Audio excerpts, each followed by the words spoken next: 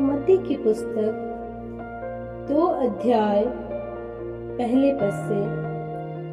हेरोदेश राजा के दिनों में जब यहूदियों के बैतलहम में यीशु का जन्म हुआ तो पूर्व से कई ज्योतिषी यरूशलेम में आकर पूछने लगे, यहूदियों का राजा जिसका जन्म हुआ है कहाँ है?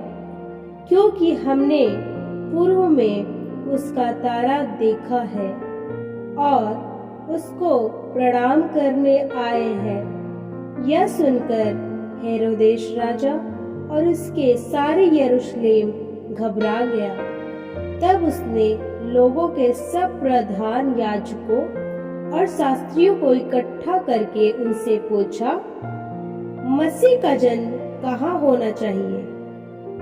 उन्होंने उससे कहा, यहूदिया के बैतलहम में, क्योंकि भविष्यवक्ता के द्वारा यो लिखा गया है, हे बैतलहम, तू तो यहूदा के प्रदेश में है, तू किसी भी रीति से यहूदा के अधिकारियों में सबसे छोटा नहीं, क्योंकि तुझमें से एक अधिपति निकलेगा जो मेरी प्रजा इज़राइल की रखवाली करेगा।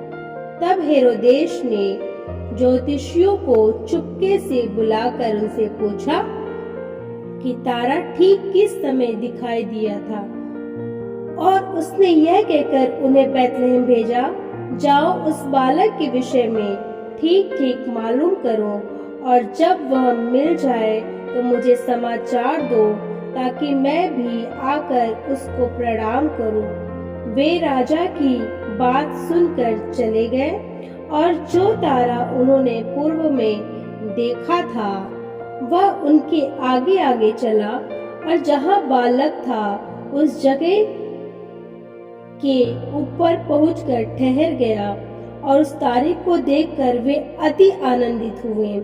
उन्होंने उस घर में पहुंचकर उस बालक को उसकी माता मरियम के साथ देखा और मुंह के बल गिरकर बालक को प्रणाम किया, और अपना अपना थैला खोलकर उसको सोना और लोबान और गंधरस की भेंट चढ़ाई।